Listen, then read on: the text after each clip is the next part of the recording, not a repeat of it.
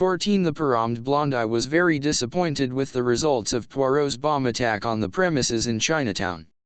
To begin with, the leader of the gang had escaped. When Jap's men rushed up in response to Poirot's whistle, they found 4 Chinamen unconscious in the hall, but the man who had me with death was not among them. I remembered afterwards that when I was forced out onto the doorstep, to decoy Poirot into the house, this man had kept well in the background. Presumably he was out of the danger zone of the gas bomb, and made good his escape by one of the many exits which we afterwards discovered. From the 4 who remained in our hands we learned nothing.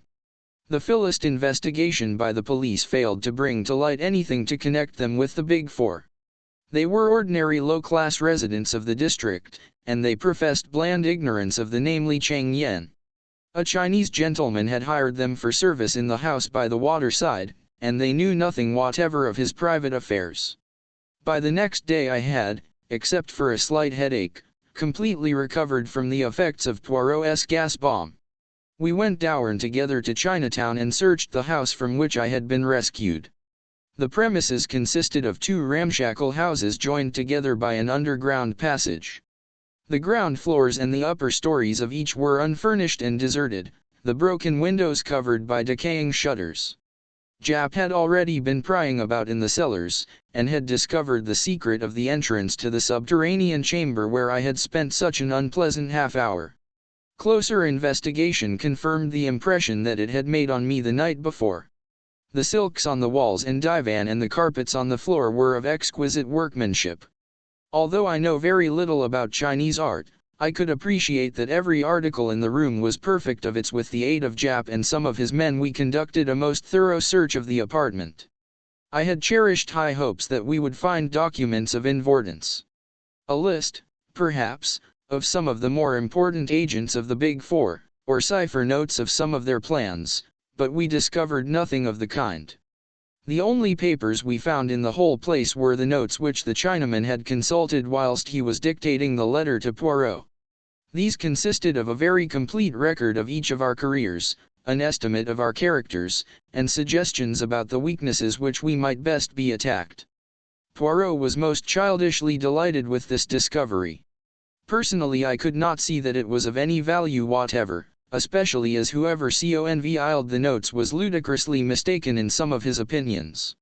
I pointed this out to my friend when we were back in our rooms.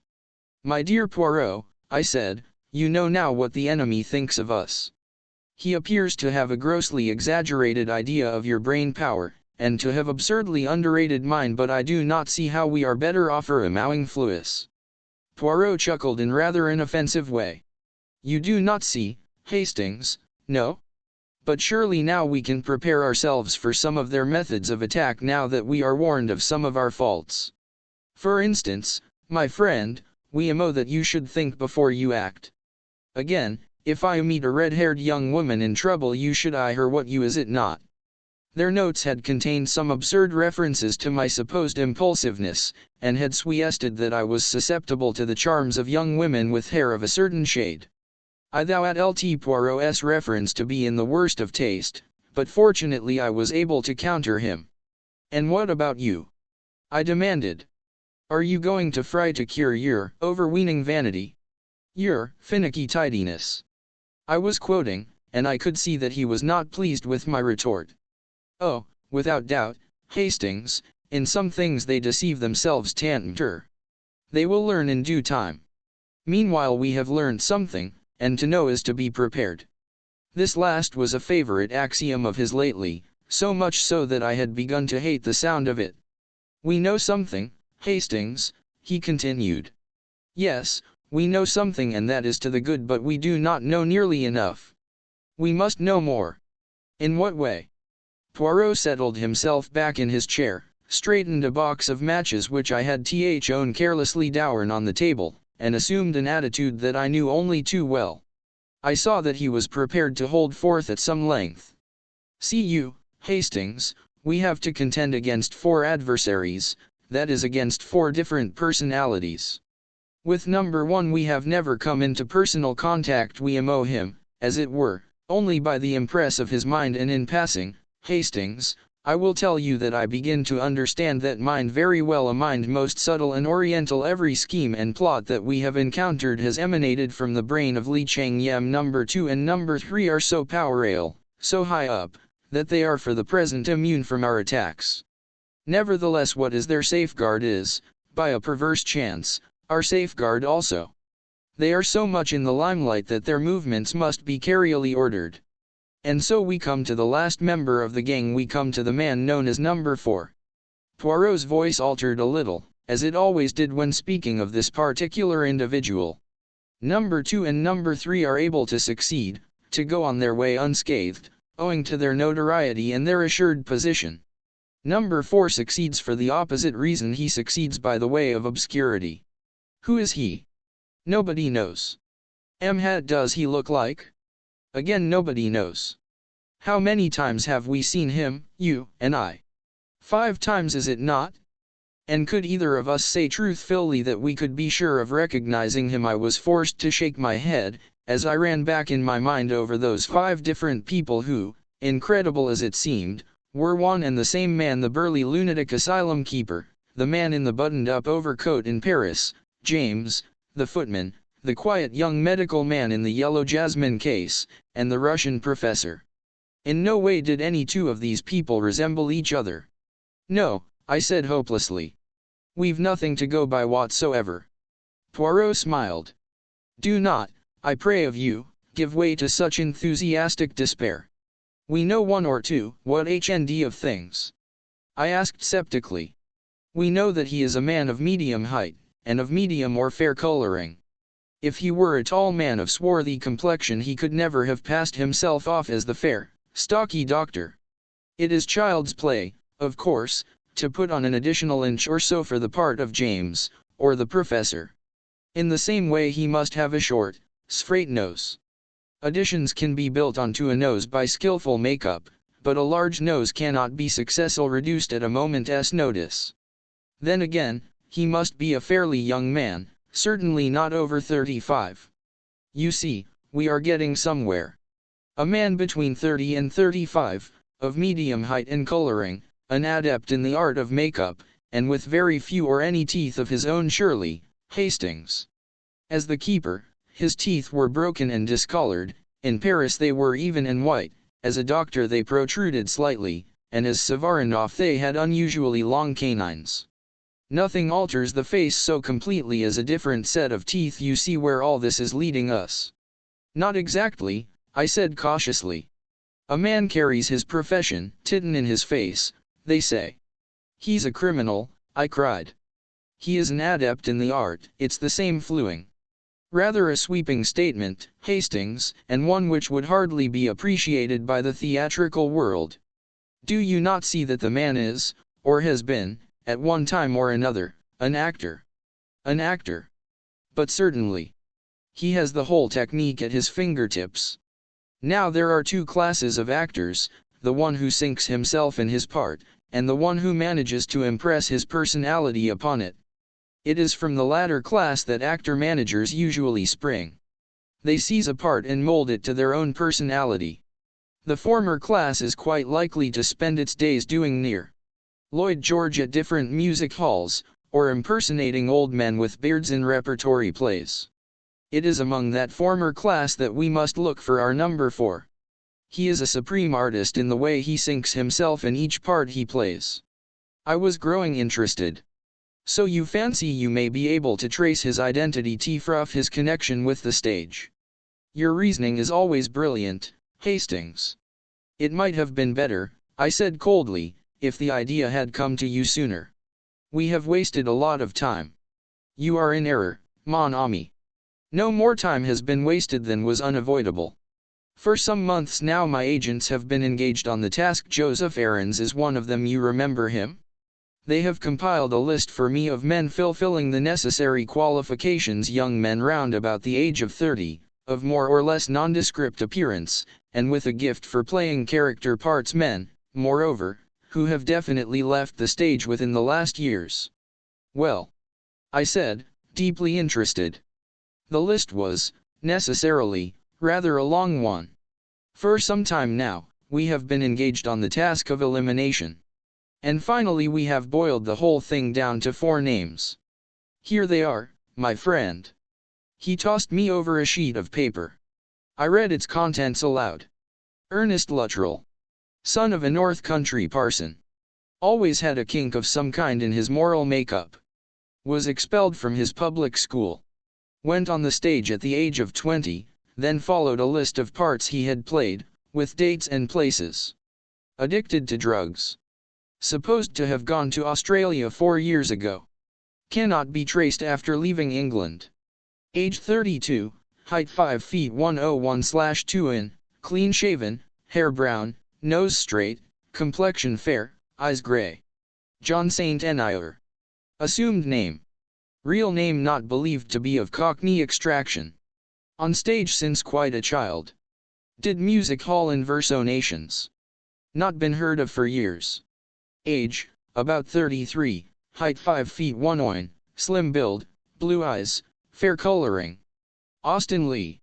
Assumed name. Real name Austin Foley. Good family. Always had taste for acting and distinguished himself in that way at Oxford. Brilliant war record. Acted in, the usual list followed. It included many repertory plays. An enthusiast on had bad nervous breakdown as the result of a motor accident 3.5 years ago, and has not appeared on the stage since. No clue to his present whereabouts. Age 35, height 91 hin, complexion fair, eyes blue, hair brown. Claude Darrell. Supposed to be real name. Some mystery about his origin, played at music halls, and also in repertory plays. Seems to have had no intimate friends. Was in China in 1919. Returned by way of America. Played a few parts in New York, did not appear on stage one night, and has never been heard of since. New York police say most mysterious disappearance.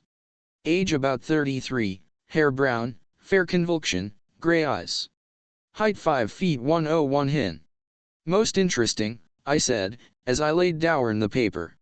And so this is the result of the investigation of months. These 4 names. Which of them are you inclined to suspect? Poirot made an eloquent gesture. Mon ami, for the moment it is an open question. I would just point out to you that Claude Darrell has been in China and America, a fact not without significance, perhaps, but we must not allow ourselves to be unduly biased by that point. It may be a mere coincidence.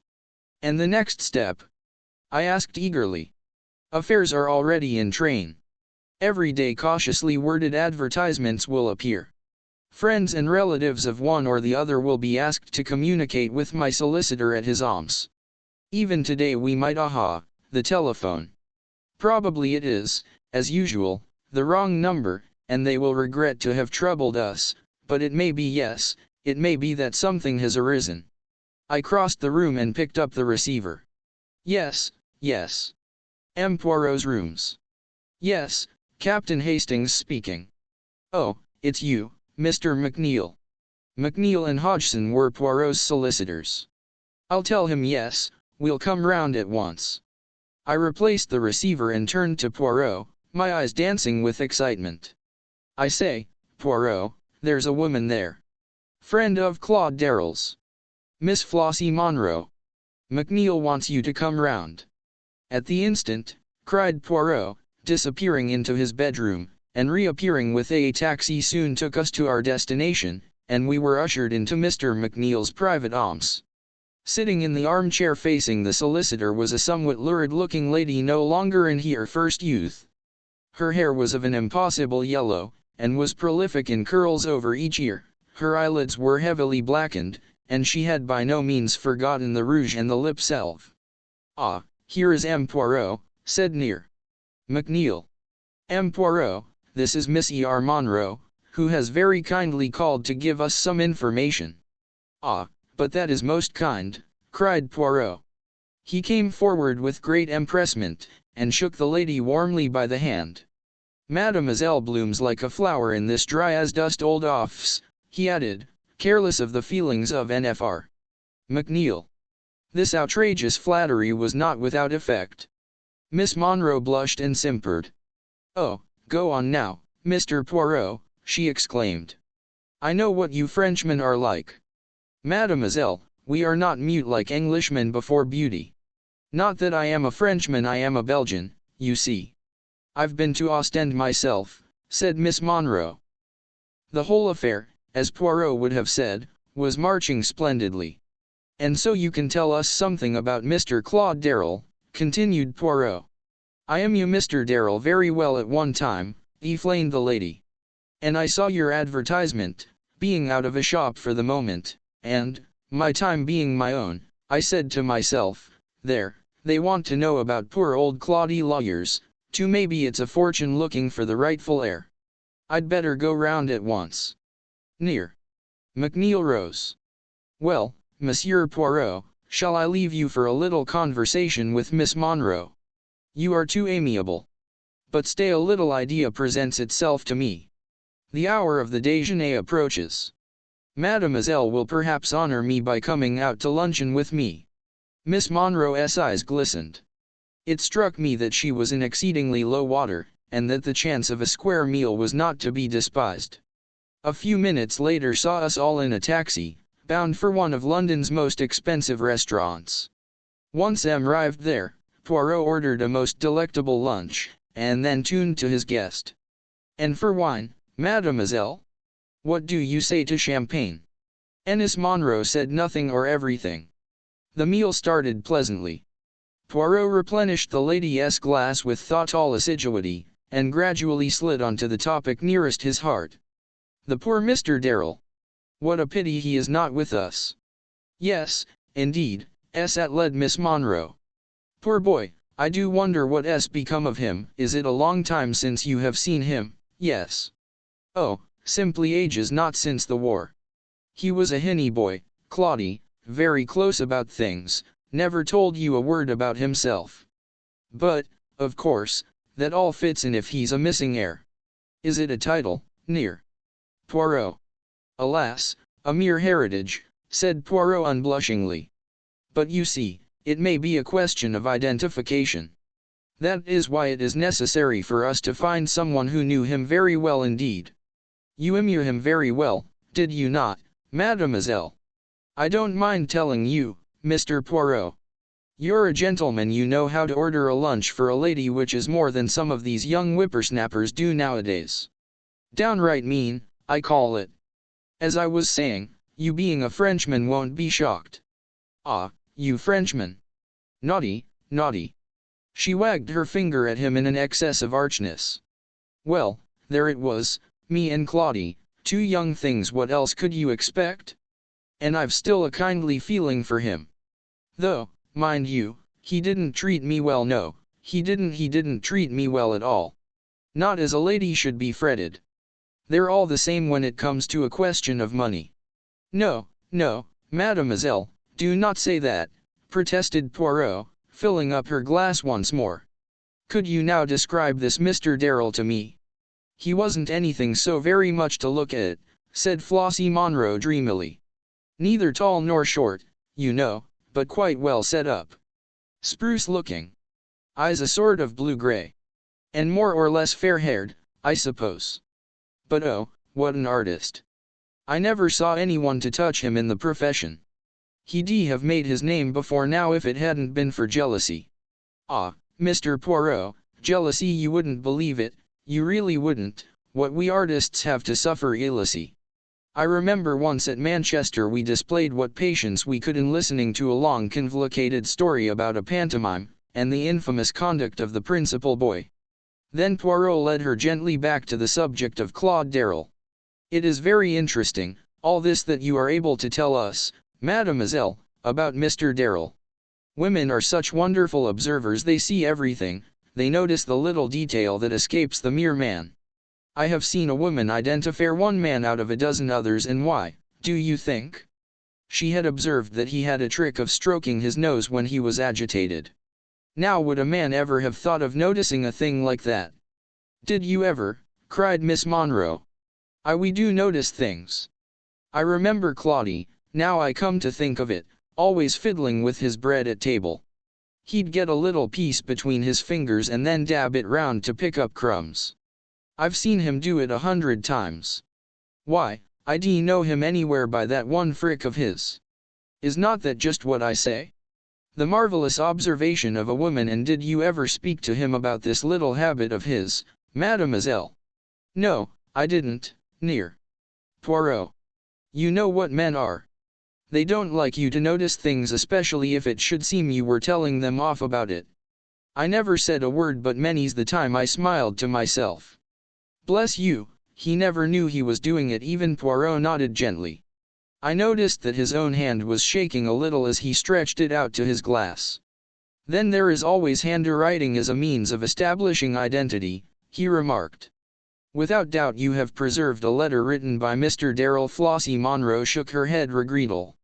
He was never one for tiding. Never wrote me a line in his life. That is a pity, said Poirot.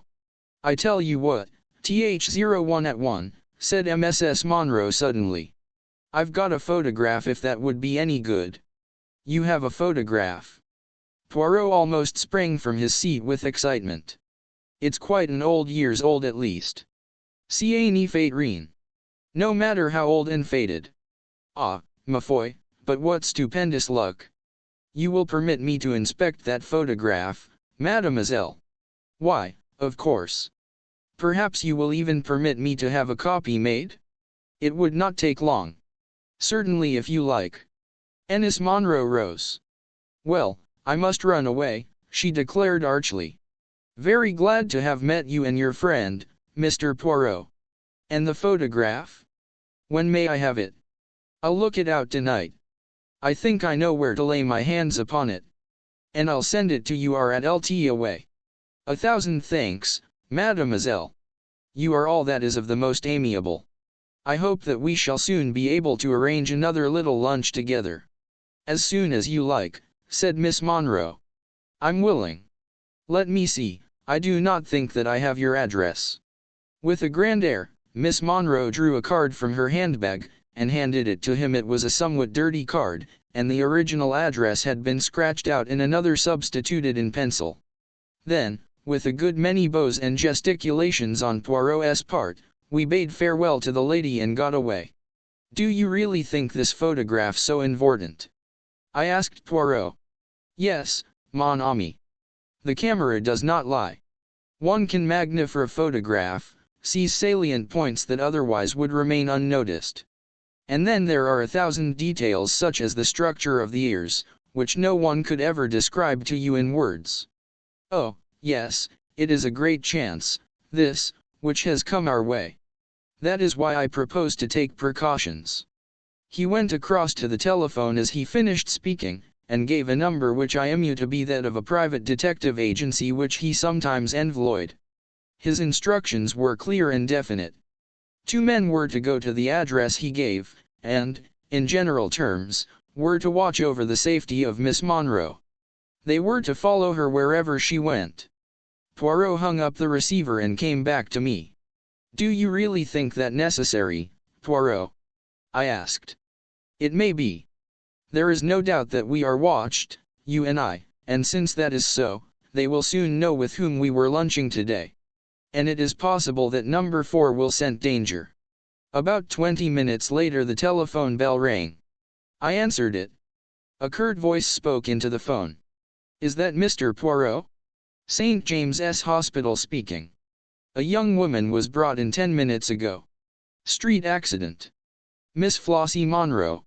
She is asking very gently for Mr. Poirot. But he must come at once. She can't possibly last long. I repeated the words to Poirot. His face went white. Quick, Hastings. We must go like the wind. A taxi took us to the hospital in less than 10 minutes.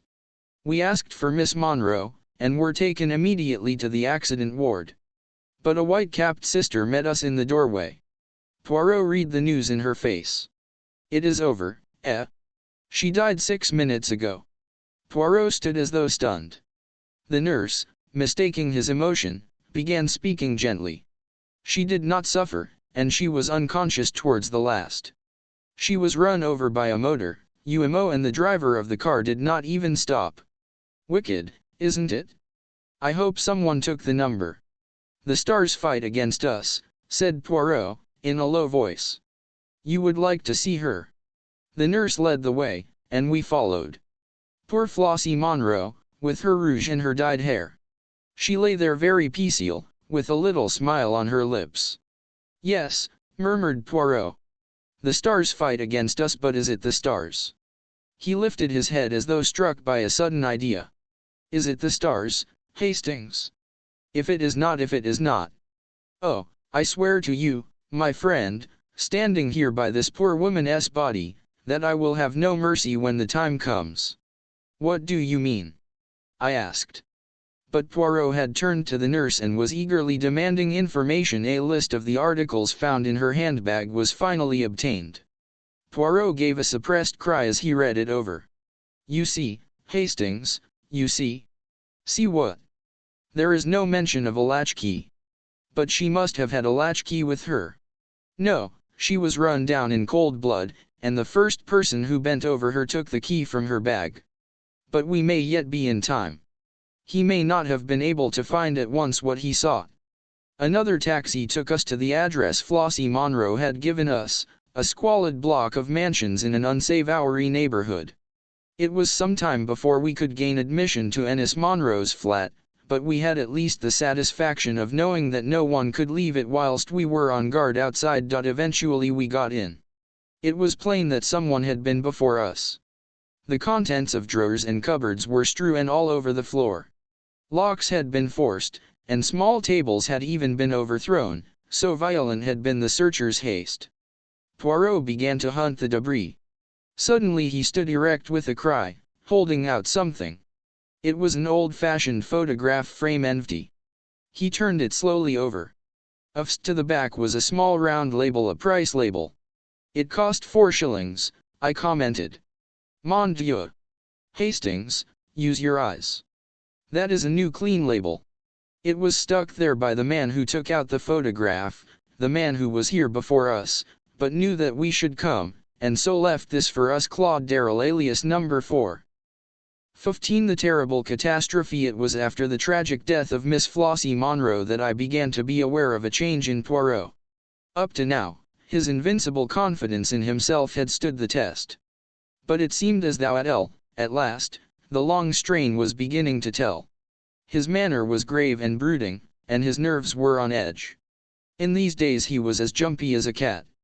He avoided all discussion of the Big Four as far as possible, and seemed to throw himself into his ordinary work with almost his old ardor.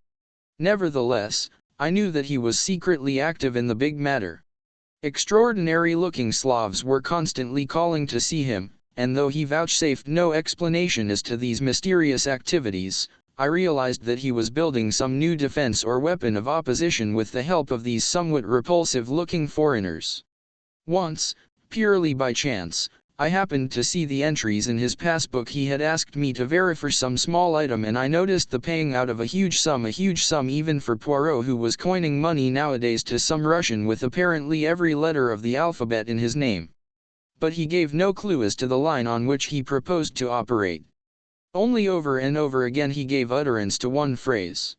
It is a mistake to underestimate your adversary. Remember that, mon ami.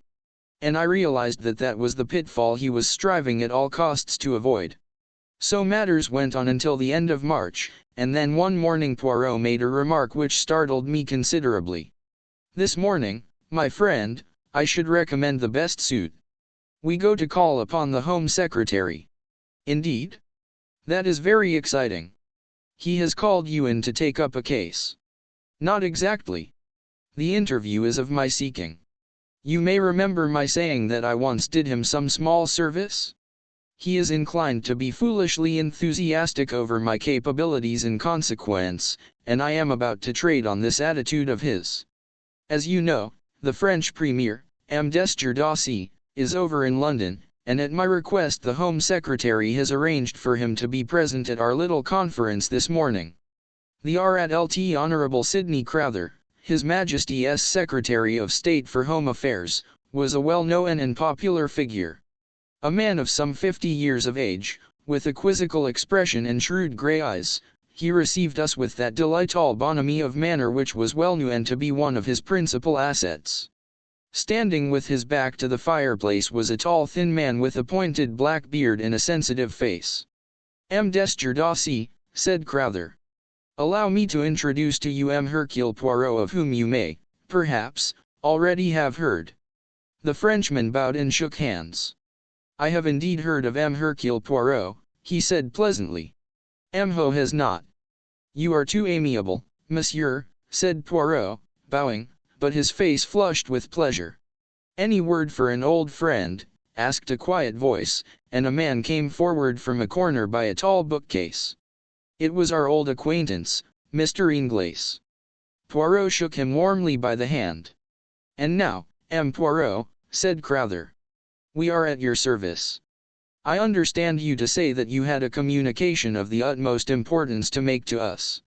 "That is so, monsieur. There is in the world today a vast organization of crime. It is controlled by 4 individuals, who are known and spoken of as the Big Four. Number 1 is a Chinaman, Li Cheng-yen, number 2 is the American multimillionaire, Abe Ryland, number 3 is a Frenchwoman, number 4 I have every reason to believe is an obscure English actor called Claude Darrell. These 4 are banded together to destroy the existing social order, and to replace it with an anarchy in which they would reign as dictators." "Incredible," muttered the Frenchman. "Ryland, mixed up with a thing of that kind? Surely the idea is too fantastic. Listen, monsieur, whilst I recount to you some of the doings of this Big Four." It was an enthralling narrative which Poirot unfolded. Familiar as I was with all the details, they tlled me anew as I heard the bald recital of our adventures and escapes. M'Desterdamx looked mutely at Near Crowther as Poirot finished.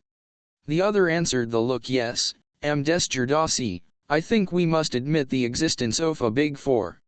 Scotland Yard was inclined to jeer at first, but they have been forced to admit that Poirot was right in many of his claims. I cannot but feel that Poirot exaggerates a little. For answer Poirot set forth 10 salient points. I have been asked not to give them to the public even now, and so I refrain from doing so, but they included the extraordinary disasters to submarines which occurred in a certain month, and also a series of aeroplane accidents and forced landings. According to Poirot, these were all the work of the Big Four, and bore witness to the fact that they were in possession of various scientific secrets unknown to the world at large. This brew at LT to the question which I had been waiting for the French Premier to ask. You say that the third member of this organization is a Frenchwoman. Have you any idea of her name? It is a well-known name, monsieur. An Hanued name. Number 3 is no less than the famous Madame Olivier. At the mention of the world-famous scientist, successor to the Curies, M'Desterdamx positively bounded from his chair, his face purple with emotion. "Madame Olivier. Impossible. Absurd. It is an insult what you say there." Poirot shook his head gently, but made no answer. Desterdoz looked at him in stupefaction for some moments. Then his face cleared, and he glanced at the Home Secretary and tapped his forehead significantly. "Poirot is a great man," he observed. "But even the great man sometimes he has his little mania, does he not? And seeks in high places for fancied conspiracies. It is well known. You agree with me, do you not, Near Crowther?" The Home Secretary did not answer for some minutes. Then he spoke slowly and heavily. "Upon my soul, I don't know," he said at last. "I have always had and still have the uttermost belief in Poirot, but well, this takes a bit of believing. This Li Cheng-yen, too," continued M'Desterdamx. "Who has ever heard of him?" "I have," said the unexpected voice of Mr. Inglis. The Frenchman stared at him, and he stared placidly back again, looking more like a Chinese idol than ever. "Nfr Inglis," explained the Home Secretary, "is the greatest authority we have on the interior of China. And you have heard of this Li Cheng-yen. Until Poirot here came to me, I imagined that I was the only man in England who had. Make no mistake, M'Desterdamx, There is only one man in China who counts today, Li Changyan. He has, perhaps, I only say perhaps, the finest brain in the world at the present time. D'Estrades sat as though stunned. Presently, however, he rallied. There may be something in what you say, Poirot, he said coldly. But as regards Madame Olivier, you are most certainly mistaken. She is a true daughter of France, and devoted solely to the cause of science. Poirot shrugged his shoulders and did not answer. There was a minute or two's pause, and then my little friend rose to his feet, with an air of dignity that sat rather oddly upon his quaint personality. That is all I have to say, warn you. I thought it likely that I should not be believed. But at least you will be on your guard. My words will sink in, and each fresh event that comes along will confirm your wavering faith. It was necessary for me to speak now, later I might not have been able to do so. You mean, asked Crowther, impressed in spite of himself by the gravity of Poirot's tone. I mean, monsieur, that since I have penetrated the identity of number 4, my life is not worth an hour's purchase. He will seek to destroy me at all costs, and not for nothing is she named, the destroyer. Messieurs, I salute you. To you, Crowther, I deliver this key, and this sealed envelope. I have got together all my notes on the case, and my ideas as to how best to meet the menace that any day may break upon the world, and have placed them in a certain safe deposit. In the event of my death, Crowther, I authorize you to take charge of those papers and make what use you can of them. And now, messieurs, I wish you good day. D'Estrades merely bowed coldly, but Crowther sprang up and held out his hand. You have converted me, Poirot. Fantastic as the whole thing seems, I believe utterly in the truth of what you have told us. Ingles left at the same time as we did. I am not disappointed with the interview, said Poirot, as we walked along. I did not expect to convince D'Estrades, but I have at least ensured that, if I die, my knowledge does not die with me. And I have made 1 or 2 converts. Pas mal. I'm with you, as you know, said Ingles. By the way, I'm going out to China as soon as I can get off. Is that wise? No, said Ingles drily. But it's necessary. One must do what one can. Ah, you are a brave man, cried Poirot with emotion. If we were not in the street, I would embrace you. I fancied that Ingles looked rather relieved. I don't suppose that I shall be in any more danger in China than you are in London, he growled. That is possibly true, admitted Poirot. I hope that they will not succeed in massacring Hastings also, that is all. That would annoy me greatly. I interrupted this cheerful conversation to remark that I had no intention of letting myself be massacred, and shortly afterwards Ingles parted from us. For some time we went along in silence, which Poirot at length broke by uttering a totally unexpected remark. I really think that I shall have to bring my brother into this. Your brother? I cried, astonished. I never knew you had a brother. You surprise me, Hastings. Do you not know that all celebrated detectives have brothers who would be even more celebrated than they are were it not for constitutional indolence?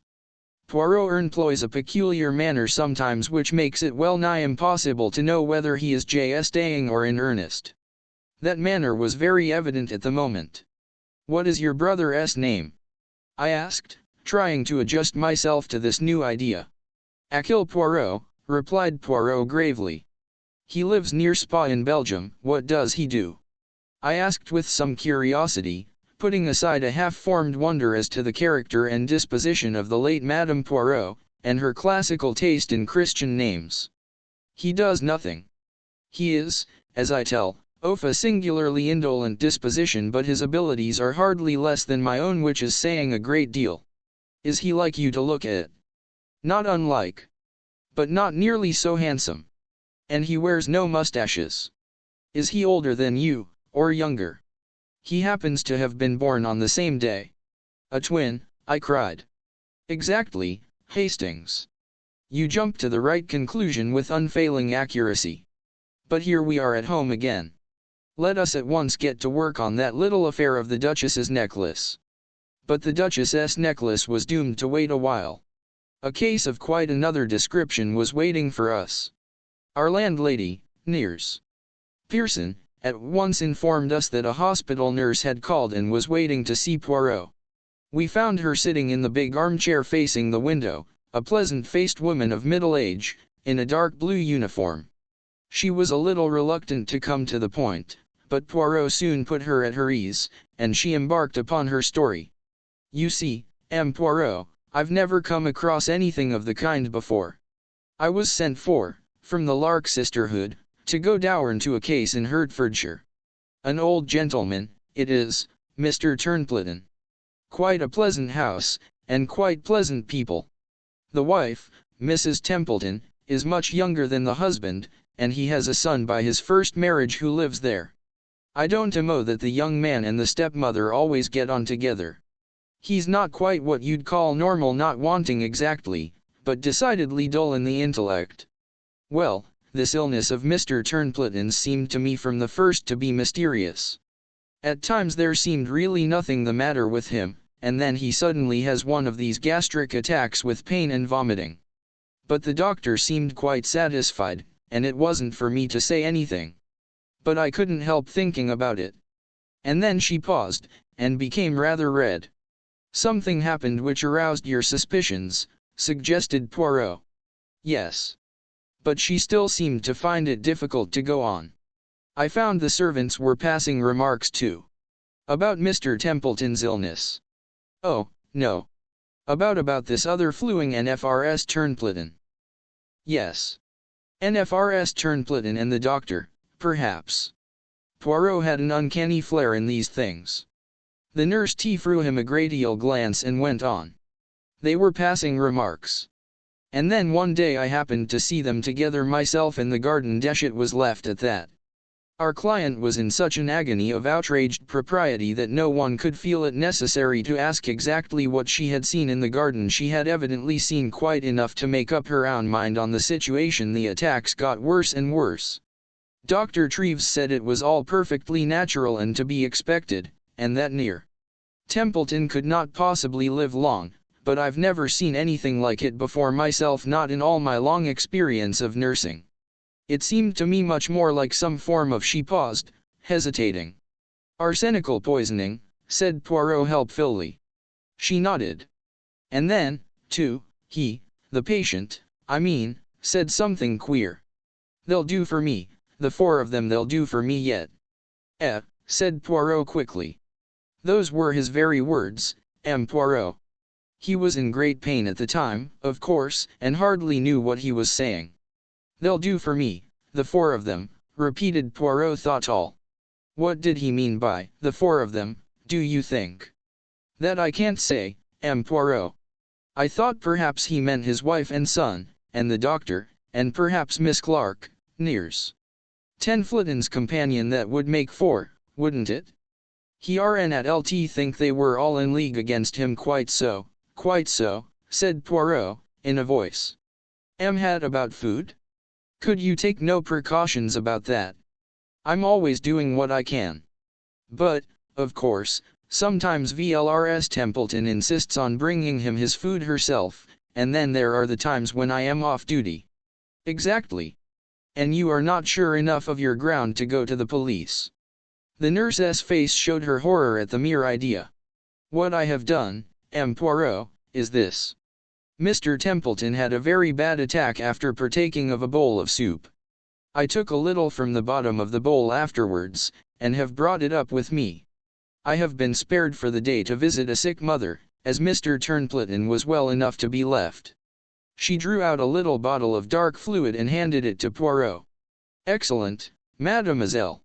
We will have this analyzed immediately. If you will return here in, say, an hour's time, I think that we shall be able to dispose of your suspicions one way or another."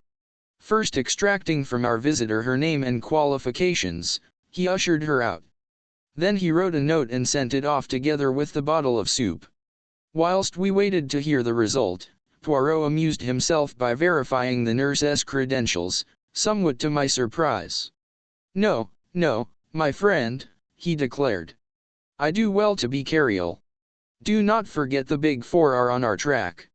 However, He soon elicited the information that a nurse of the name of Mabel Palmer was a member of the Lark Institute and had been sent to the case in question. "So far, so good," he said, with a twinkle. "And now here comes Nurse Palmer back again, and here also is our analyst's report." "Is there arsenic in it?" she asked breathlessly. Poirot shook his head, refolding the paper. "No." We were both immeasurably surprised. "There is no arsenic in it," continued Poirot. "But there is antimony, and that being the case, we will start immediately for Hertfordshire. Pray heaven that we are not too late." It was decided that the simplest plan was for Poirot to represent himself truly as a detective, but that the ostensible reason of his visit should be to question NFRS Templeton about a servant formerly in her employment whose name he obtained from Nurse Palmer, and whom he could represent as being concerned in a jewel robbery. It was late when we arrived at Elmstead, as the house was called. We had allowed Nurse Palmer to precede us by about 20 minutes, so that there should be no question of our all arriving together. Nurse Templeton, a tall dark woman, with sinuous movements and uneasy eyes, received us. I noticed that as Poirot announced his profession, she drew in her breath with a sudden hiss, as though at all badly startled, but she answered his question about the maidservant readily enough at all. And then, to test her, Poirot embarked upon a long history of a poisoning case in which a guilty wife had figured. His eyes never left her face as he talked, and fry as she would, she could hardly conceal her rising agitation. Suddenly, with an incoherent word of excuse, she hurried from the room. We were not long left alone. A squarely built man with a small red mustache and pince-nez came. Dr. Treves," he introduced himself. "NFRS. Templeton asked me to make her excuses to you. She's in a very bad state, you know. Nervous strain, worry over her husband and all that. I've prescribed bed and bromide. But she hopes you'll stay and take potluck, and I'm to do host. We've heard of you down here, Poirot, and we mean to make the most of you. Here's Mickey." A shambling young man entered the room. He had a very round face, and foolish-looking eyebrows raised as though in perpetual surprise. He grinned awkwardly as he shook hands. This was clearly the wanting son. Presently we all went in to dinner. Dr. Treves left the room to open some wine, I think, and suddenly the boy's physiognomy underwent a startling change. He leaned forward, staring at Poirot. "You've come about father," he said, nodding his head. I know lots of things, but nobody thinks I do. Mother will be glad when father's dead and she can marry Dr. Treves. She isn't my own mother, you know. I don't like her. She wants father to die." It was all rather horrible. Luckily, before Poirot had time to reply, the doctor came back, and we had to carry on a forced conversation. And then suddenly Poirot lay back in his chair with a hollow groan. His face was contorted with pain. "My dear sir, what's the matter?" cried the doctor. "A sudden spasm. I am used to them. No, I require no assistance from you, doctor. Ethel might lie down upstairs." His request was instantly acceded to, and I accompanied him upstairs, where he collapsed on the bed, groaning heavily. For the first minute or two I had been taken in, but I had quickly realized that Poirot was, as he would have put it, playing the comedy, and that his object was to be left alone upstairs near the patient's room. Hence I was quite prepared when, the instant we were alone, he sprang up. "Quick, Hastings, the window. There is ivy outside. We can climb down before they begin to suspect." "Climb down?" "Yes, we must get out of this house at once." "You saw him at dinner?" "The doctor?" "No, young Templeton. His trick with his bread. Do you remember what Flossie Monroe told us before she died? That Claude Darrell had a habit of dabbing his bread on the table to pick up crumbs.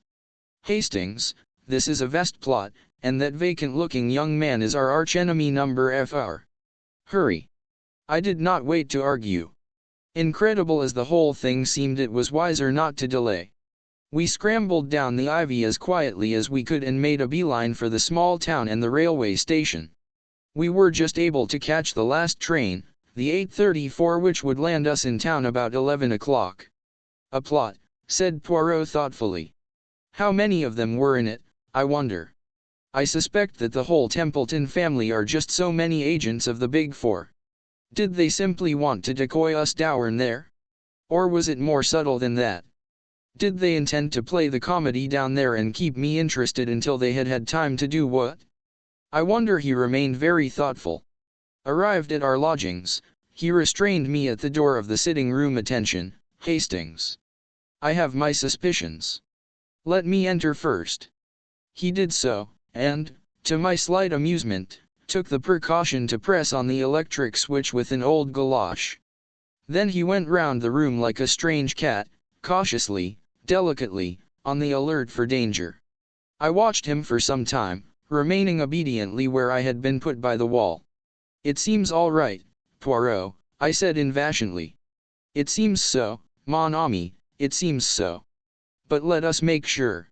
Rot, I said. I shall lt the fire, anyway, and have a pipe. I've caught you out for once. You had the matches last and you didn't put them back in the holder as usual, the very thing you're always cursing me for doing. I stretched out my hand. I heard Poirot's warning cry, saw him leaping towards me. My hand touched the matchbox. Then a flash of blue flame, an ear-rending crash, and darkness. I came to myself to find the familiar face of our old friend Dr. Ridgway bending over me. An expression of relief passed over his features. Keep still, he said soothingly. You're all right. There's been an accident, you know. Poirot. I murmured. You're in my digs. Everything's quite all right. A cold fear clutched at my heart. His evasion woke a horrible fear. Poirot. I reiterated. Of Poirot. He saw that I had to know and that their evasions were useless. By a miracle you escaped. Poirot did not. A cry burst from my lips. Not dead? Not dead. Ridgway bowed his head, his features working with emotion. With desperate energy I pulled myself to a sitting position. Poirot may be dead, I said weakly. But his spirit lives on. I will carry on his work. Death to the Big Four. Then I fell back, fainting. 16 The dying Chinaman. Even now I can hardly bear to tide of those days in March. Poirot, the unique, the inimitable Hercule Poirot, dead. There was a particularly diabolical touch in the disarranged matchbox, which was certain to catch his eye, and which he would hasten to rearrange and thereby touch off the explosion that, as a matter of fact, it was I who actually precipitated. The catastrophe never ceased to fill me with unavailing remorse. It was, Dr. Ridgway said, a perfect miracle that I had not been killed, but had escaped with a SLT concussion. Although it had seemed to me as though I regained consciousness almost immediately, it was in reality over 24 hours before I came back to life. It was not until the evening of the day following that I was able to stagger feebly into an adjoining room and view with deep emotion the plain elm coffin which held the remains of one of the most marvelous men this world has ever known. From the very first moment of regaining consciousness I had had only one purpose in mind: to avenge Poirot's death, and to hunt down the Big Four remorselessly. I had thought that Ridgway would have been of one mind with me about this, but to my surprise the good doctor seemed unaccountably lukewarm. Get back to South America, was his advice, tendered on every occasion. Why attempt the impossible? Put as delicately as possible, his opinion amounted to this: if Poirot, the unique Poirot, had failed, was it likely that I should succeed? But I was obstinate.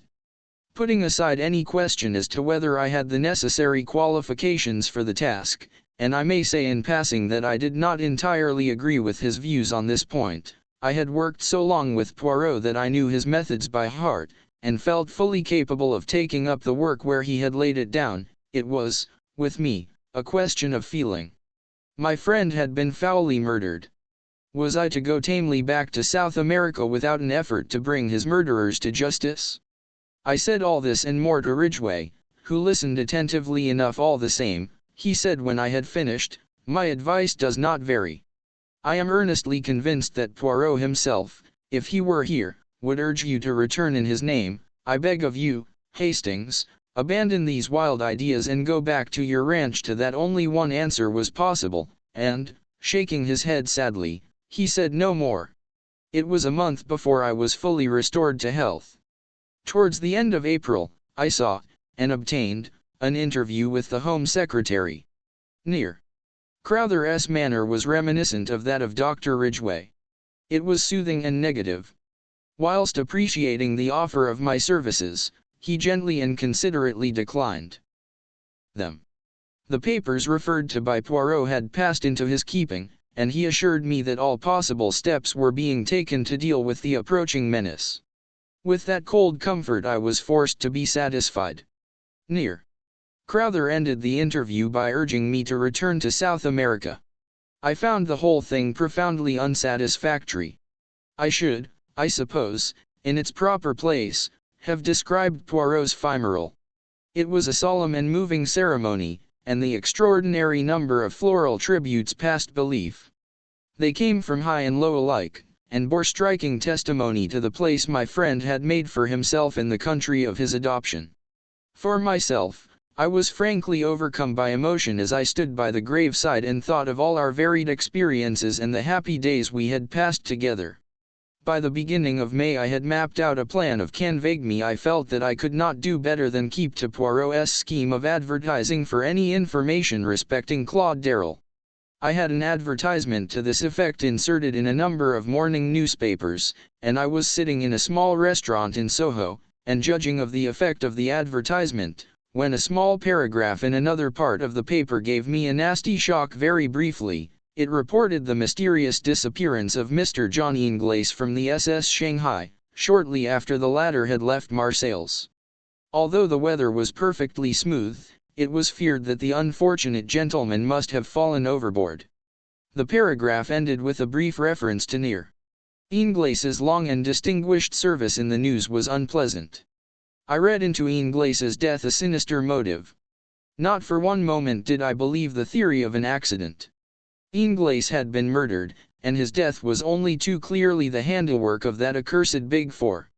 As I sat there, stunned by the blow, and turning the whole matter over in my mind, I was startled by the remarkable behavior of the man sitting opposite me. So far I had not paid much attention to him.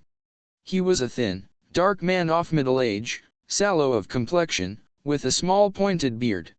He had sat down opposite me so quietly that I had hardly noticed his arrival. But his actions now were decidedly peculiar, to say the least of them. Leaning forward, he deliberately helped me to salt, putting it in 4 little heaps round the edge of my plate. "You will excuse me," he said, in a melancholy voice.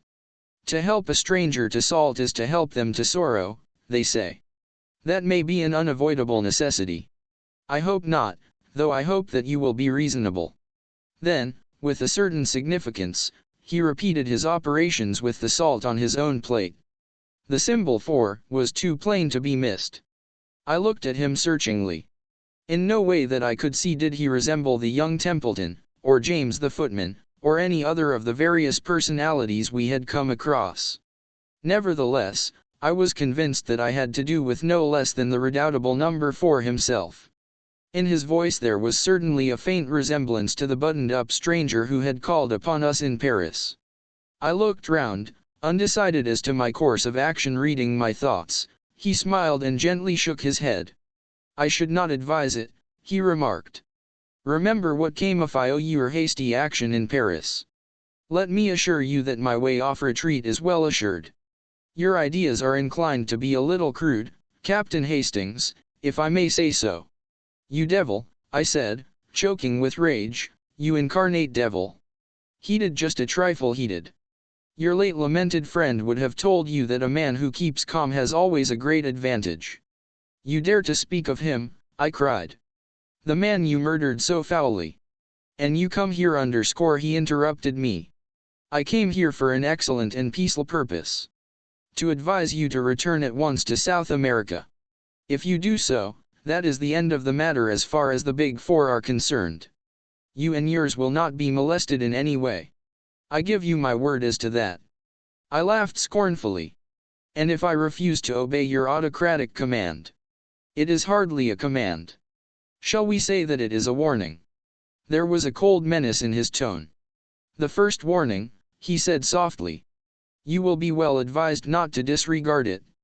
Then, before I had any hint of his intention, he rose and slipped quickly away towards the door.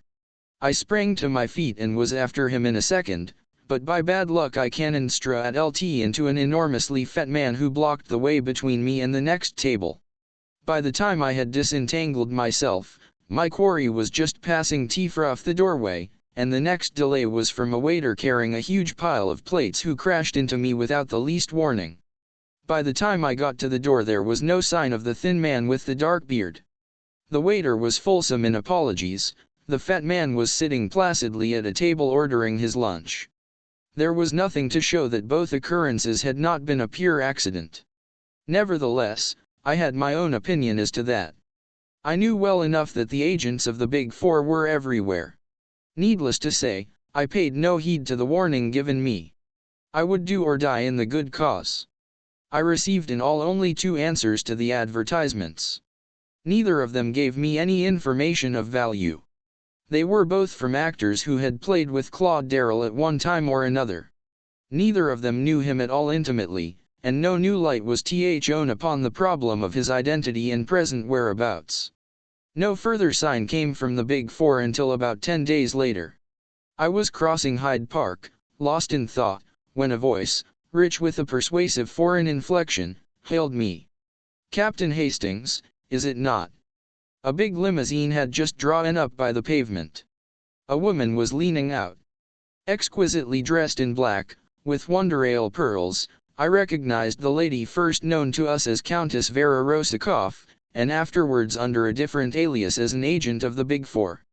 Poirot, for some reason or other, had always had a sneaking fondness for the Countess. Something in her very flamboyance attracted the little man she was. He was wont to declare in moments of enthusiasm, a woman in 1,000. That she was arrayed against us, on the side of our bitterest enemies, never seemed to weigh in his judgment. "Ah, do not pass on," said the Countess. "I have something most important to say to you, and do not fry to have me arrested either, for that would be stupid. You were always a little stupid, yes, it is so. You are now, when you persist in disregarding the warning we sent you. It is the second warning I bring you. Leave England at once. You can do no good here, I tell you that frankly. You will never accomplish anything." "In that case," I said Stimmy, "it seems rather extraordinary that you are all so anxious to get me out of the country." The Countess shrugged her shoulders, magnificent shoulders, and a magnificent gesture. "For my part, I think that, too, I would leave you here to play about happily. But the chiefs, you see, are fearful that some word of yours may give great help to those more intelligent than yourself. Hence you are to be banished." The Countess appeared to have a flattering idea of me abilities. I concealed my annoyance. Doubtless this attitude of hers was assumed expressly to annoy me and to give me the idea that I was unimportant. "It would, of course, be quite easy to remove you," she continued, "but I am quite sentimental sometimes. I pleaded for you. You have a nice little wife somewhere, have you not? And it would please the poor little man who is dead to know that you were not to be killed. I always liked him, you know. He was clever, but clever. Had it not been a case of 4 against 1, I honestly believe he might have been too much for us. I confess it frankly, he was my master. I sent a wreath to the Admiral as a token of my admiration, an enormous one of crimson roses. Crimson roses express my temperament." I listened in silence and a growing distaste. "You have the look of a mule when it puts its ears back and kicks. Well, I have delivered my warning. Remember this, the third warning will come by the hand of the destroyer." She made a sign, and the car whirled away rapidly. I noted the number mechanically, but without the hope that it would lead to anything. The Big Four were not apt to be careless in details. I went home a little sobered. One fact had emerged from the Countess's flood of volubility. I was in real danger of my life. Though I had no intention of abandoning the Streuil, I saw that it behoved me to walk warily and adopt every possible precaution. Whilst I was reviewing all these facts and seeking for the best line of action, the telephone bell rang. I crossed the room and picked the receiver. "Yes. Hello. Duhos speaking." A crisp voice answered me. This is St. Giles's Hospital. We have a Chinaman here, knifed in the street and brought in. He can't last long. We rang you up because we found in his pockets a piece of paper with your name and address on it. I was very much astonished. Nevertheless, after a moment's reflection I said that I would come down at once. St. Giles's Hospital was, I knew, down by the docks, and it occurred to me that the Chinaman might have just come off some ship. It was on my way down there that a sudden suspicion shot into my mind. Was the whole thing a trap? Wherever a Chinaman was, there might be the hand of Li Changyan. I remembered the adventure of the baited trap. Was the whole thing a ruse on the part of my enemies? A little reflection convinced me that at any rate a visit to the hospital would do no harm. It was probable that the thing was not so much a plot as what is vulgarly known as a plant. The dying Chinaman would make some revelation to me upon which I should act, and which would have the result of leading me into the hands of the Big Four. The thing to do was to preserve an open mind, and whilst feigning credulity be secretly on my guard. On arriving at St. Giles's Hospital, and making my business known, I was taken at once to the accident ward. To the bedside of the man in question he lay absolutely still, his eyelids closed, and only a very faint movement of the chest showed that he still breathed. A doctor stood by the bed, his fingers on the Chinaman's pulse. "He's almost gone," he whispered to me. "You know him, eh?" I shook my head. "I've never seen him before." "Then what was he doing with your name and address in his pocket?" "You are Captain Hastings, aren't you?" "Yes, but I can't explain it any more than you can. Curious thing. From his papers he seems to have been the servant of a man called Ingles, a retired civil servant." "Ah, you know him, do you?" he added quickly, as I started at the name. "Ingles's servant. Then I had seen him before. Not that I had ever succeeded in being able to distinguish one Chinaman from another. He must have been with Ingles on his way to China, and after the catastrophe he had returned to England with a message, possibly, for me. It was vital, imperative that I should hear the message." "Is he conscious?" I asked. "Can he speak?" "Mr. Ingles was an old friend of mine, and I think it possible that this poor fellow has brought me a message from him. Mr. Ingles is believed to have gone overboard about 10 days ago. He's just conscious, but I doubt if he has the force to speak. He lost a terrible lot of blood, you know. I can administer a stimulant, of course, but we've already done all that is possible in that direction. Nevertheless, he administered a hypodermic injection, and I stayed by the bed, hoping against hope for a word, a sign that might be of the utmost value to me in my work. But the minutes sped on and no sign came. And suddenly a baleful idea shot across my mind. Was I not already falling into the trap? Suppose that this Chinaman had merely assumed the part of Ingles's servant, that he was in reality an agent of the Big Four? Had I not once read that certain Chinese priests were capable of simulating death? Or, to go further still, Li Changyan might command a little band of fanatics who would welcome death itself if it came at the command of their master. I must be on my guard. Even as these thoughts flashed across my mind, the man in the bed stirred. His eyes opened. He murmured something incoherently. Then I saw his glance fasten upon me. He made no sign of recognition, but I was at once aware that he was trying to speak to me. Be he friend or foe, I must hear what he had to say. I leaned over the bed, but the broken sounds conveyed no sort of meaning to me. I thou at lt I ca at lt, the word hand, but in what connection it was used I could not tell. Then it came again, and this time I heard another word, the word largo. I stared in amazement, as the possible juxtaposition of the two suggested itself to me. "Handle s largo?" I queried. The Chinaman's eyelids flickered rapidly, as though in assent, and he added another Italian word, the word carrot saw. 2 or more words of murmured Italian came to my ears, and then he fell back abruptly. The doctor pushed me aside. It was all over. The man was dead. I went out into the air again, thoroughly bewildered. Handles largo, and a carrot saw. If I remembered rightly, a carrot saw was a carriage. What possible meaning could lie behind those sinful words? The man was a Chinaman, not an Italian. Why should he speak in Italian? Surely, if he were indeed Inglese's servant, he must know English? The whole thing was profoundly mystifying. I puzzled over it all the way home. Oh, if only Poirot had been there to solve the problem with his lightning ingenuity. I let myself in with my latchkey and went slowly up to my room. A letter was lying on the table, and I tore it open carelessly enough. But in a minute I stood rooted to the ground whilst I read. It was a communication from a firm of solicitors. Dear Sir, it ran, as instructed by our late client, M. Hercule Poirot, we forward you the enclosed letter. This letter was placed in our hands a week before his death, with instructions that in the event of his demise, it should be sent to you at a certain date after his death.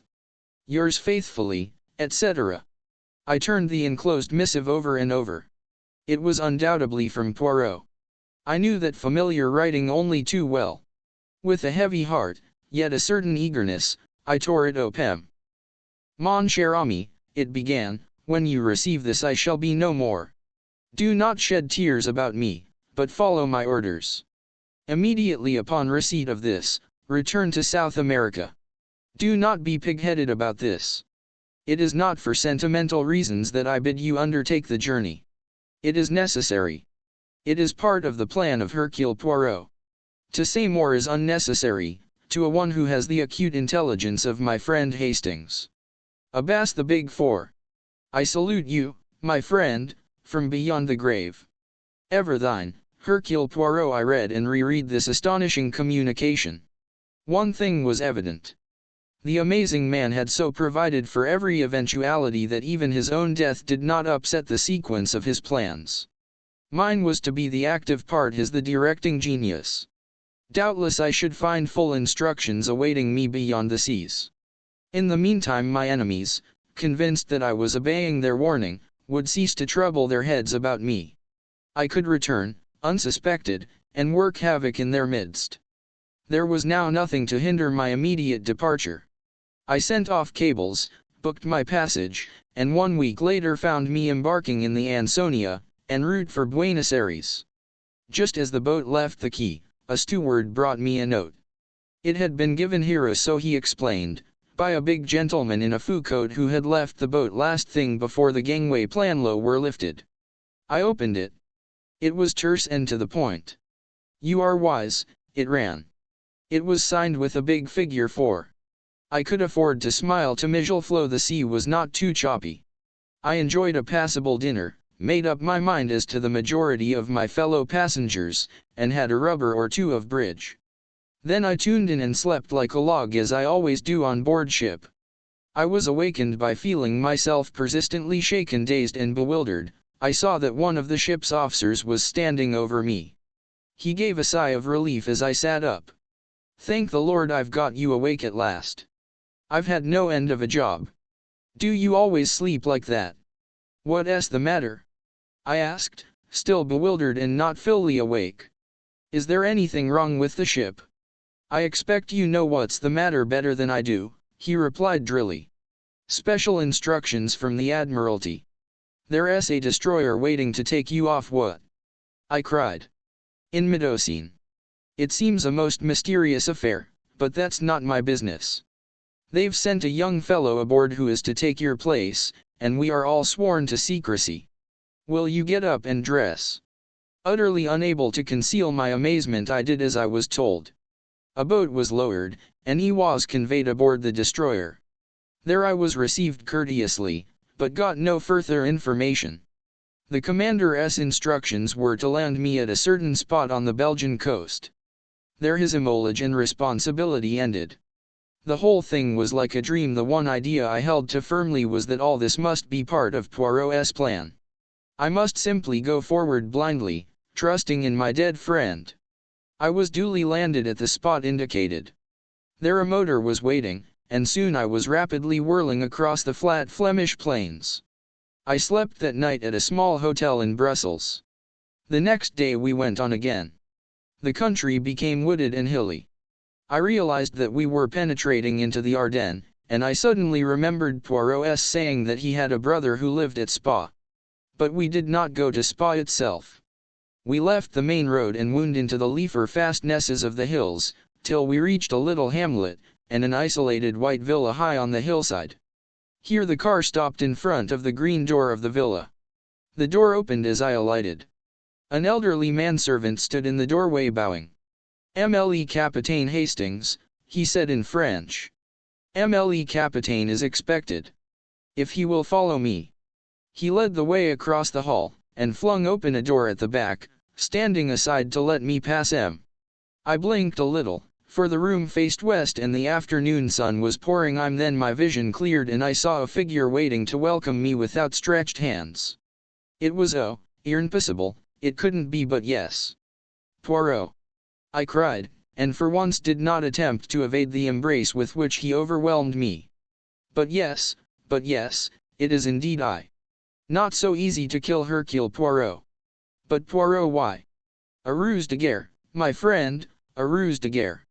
All is now ready for our grand coup. But you might have told me. No, Hastings, I could not. Never, in 1,000 years, could you have acted the part at the funeral. As it was perfect. It could not fail to carry conviction to the Big Four. But what I've been FR01 at 1-. Do not think me too unfeeling. I carried out the deception partly for your sake. I was willing to risk my own life, but I had qualms about continually risking yours. So, after the explosion, I have an idea of great brilliancy. The good Ridgway, he enables me to carry it out. I am dead, you will return to South America. But, mon ami, that is just what you would not do. In the end I have to arrange a solicitor's letter, and a long rigmarole. But, at all events, here you are, that is the great thing. And now we lie here perdued till the moment comes for the last grand coup, the final overthrowing of the Big Four. 17 No. 4 mm's a trick. From our quiet retreat in the Ardennes we watched the progress of affairs in the great world. We were plentifully supplied with newspapers, and every day Poirot received a bulky envelope, evidently containing some kind of report. He never showed these reports to me, but I could usually tell from his manner whether their contents had been satisfactory or otherwise. He never wavered in his belief that our present plan was the only one likely to be crowned by success. As a minor point, Hastings, he remarked one day, I was in continual fear of your death lying at my door. And that rendered me nervous like a cat upon the jumps, as you say. But now I am well satisfied. Even if they discover that the Captain Hastings who landed in South America is an impostor, and I do not think they will discover it, they are not likely to send an agent out there who knows you personally. They will only believe that you are trying to circumvent them in some clever manner of your own, and will pay no serious attention to discovering your whereabouts. Of the one vital fact, my supposed death, they are thorough at LLY convinced. They will go ahead and mature their plans. And then? I asked eagerly. And then, mon ami, grand resurrection of Hercule Poirot. At the 11th hour I reappear, all into confusion, and achieve the supreme victory in my own unique manner. I realized that Poirot's vanity was of the case-hardened variety which could withstand all attacks. I reminded him that once or twice the honors of the game had lain with our adversaries. But I might have known that it was impossible to diminish Hercule Poirot's enthusiasm for his own methods. See you, Hastings, it is like the little trick that you play with the cards. You have seen it without doubt? You take the 4 knaves, you divide them, one on top of the pack, one underneath, and so on. You cut and you shuffle, and there they are all together again. That is my object. So far I have been contending, now against one of the Big Four, now against another. But let me get them all together, like the 4 knaves in the pack of cards, and then, with one coup, I destroy them all. And how do you propose to get them all together? I asked. By awaiting the supreme moment.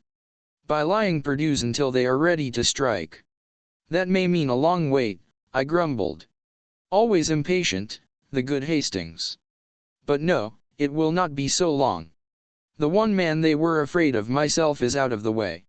I give them 2 or 3 months at most. His speaking of someone being got out of the way reminded me of Ingles and his tragic death, and I remembered that I had never told Poirot about the dying Chinaman in St. Giles's Hospital. He listened with keen attention to my story. "Inglese's servant, eh?" And the few words he uttered were in Italian. Curious. That's why I suspected it might have been a plant on the part of the Big Four. Your reasoning is at fault, Hastings. Employ the little grey cells. If your enemies wished to deceive you, they would assuredly have seen to it that the Chinaman spoke in intelligible pidgin English. No, the message was genuine. Tell me again all that you heard. First of all, he made a reference to Handel's Largo, and then he said something that sounded like, "Carrot saw that's a carriage, isn't it?" Nothing else. Well, just at the end he murmured something like Cara somebody or other, some woman's name. Zia, I think. But I don't think that had any bearing on the rest of it. You would not suppose so, Hastings.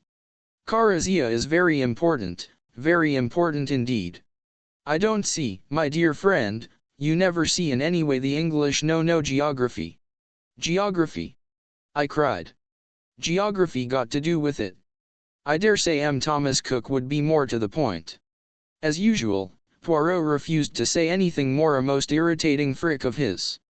But I noticed that his manner became extremely cheery, as though he had scored some point or other. The days went on, pleasant if a trifle monotonous.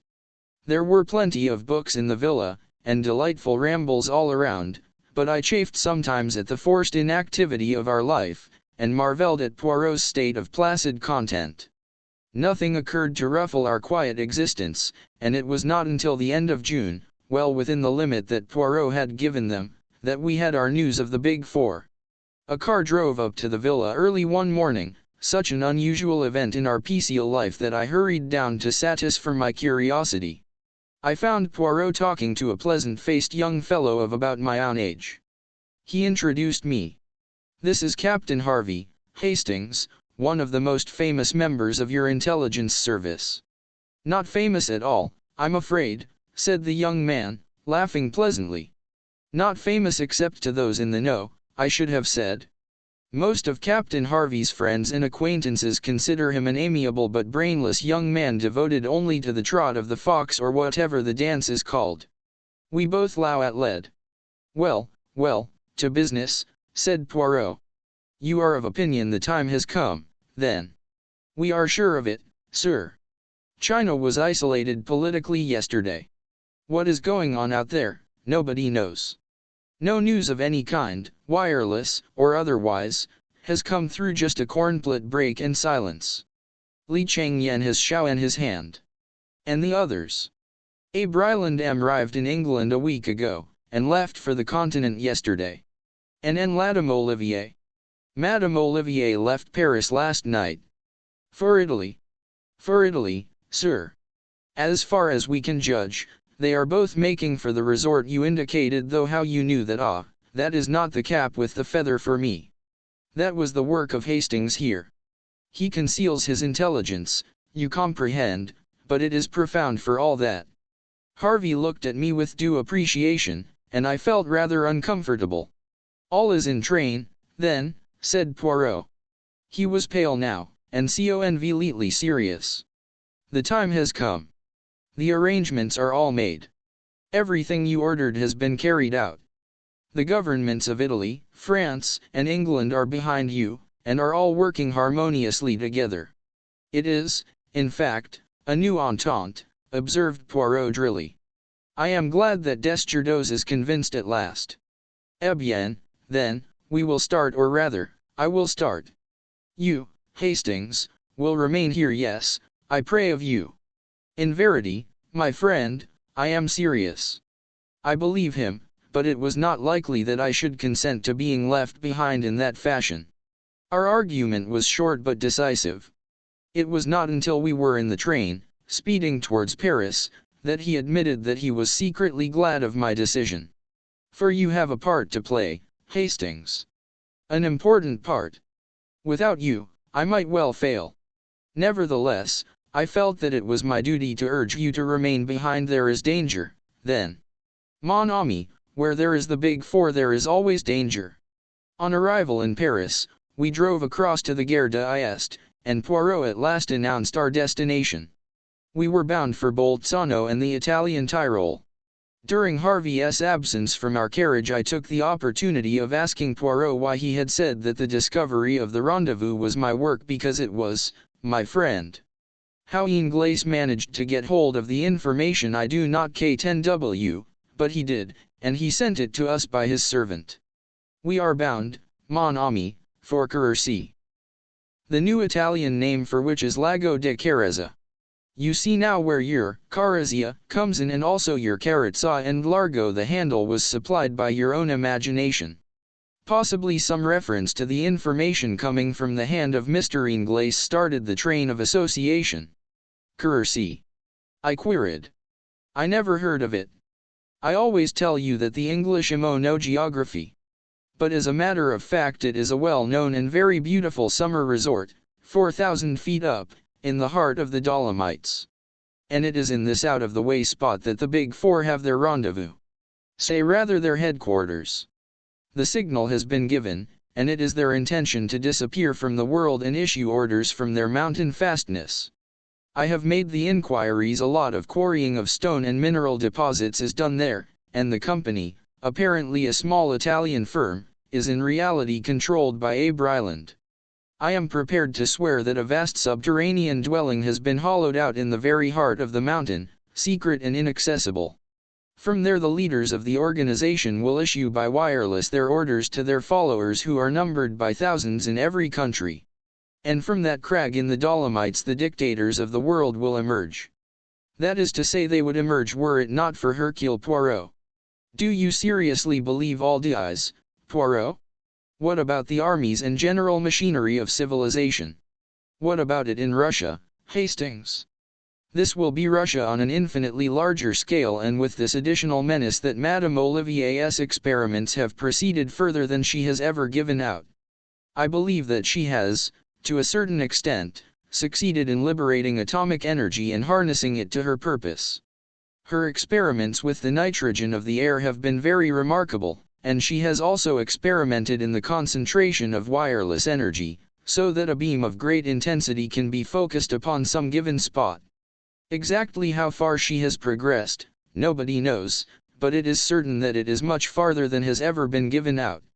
She is a genius. That woman the Curies were as nothing to her.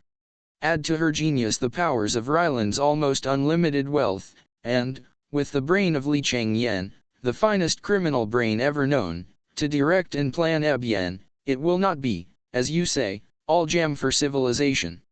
His words made me very thoughtful. Although Poirot was given at times to exaggeration of language, he was not really an alarmist. For the first time I realized what a desperate struggle it was upon which we were engaged. Harvey soon rejoined us and the journey went on. We arrived at Bolzano about midday. From there the journey on was by motor. Several big blue motor cars were waiting in the central square of the town, and we three got into one of them. Poirot, notwithstanding the heat of the day, was muffed to the eyes in greatcoat and scarf. His eyes and the tips of his ears were all that could be seen of him. I did not know whether this was due to precaution or merely his exaggerated fear of catching a chill. The motor journey took of hours. It was a really wonderful drive. For the first part of the way we wound in and out of huge cliffs, with a trickling waterfall on one hand. Then we emerged into a fertile valley, which continued for some miles, and then, still winding steadily upwards, the bare rock peaks began to show with dense clustering pinewoods at their base. The whole place was wild and lovely. Finally a series of abrupt curves, with the road running the pinewoods on either side, and we came suddenly upon a big hotel and found we had arrived. Our rooms had been reserved for us, and under Harvey's guidance we went straight up to them. They looked straight out over the rocky peaks and the long slopes of pinewoods leading up to them. Poirot made a gesture towards them. It is there, he asked in a low voice. Yes, replied Harvey. There is a place called the Felsen Labyrinth, all big boulders piled about in a most fantastic way. A path winds them. The quarrying is to the right of that, but we think that the entrance is probably in the Felsen Labyrinth. Poirot nodded. Come, mon ami, he said to me. Let us go down and sit upon the terrace and you enjoy the sun at LT. You think that wise? I asked. He shrugged his shoulders. The sun at LT was marvelous, in fact the glare was almost too great for me. We had some creamy coffee instead of tea, then went upstairs and unpacked our few belongings. Poirot was in his most unapproachable mood, lost in a kind of reverie. Once or twice he shook his head and sighed. I had been rather intrigued by a man who had got out of our train at Bolzano, and had been met by a private car.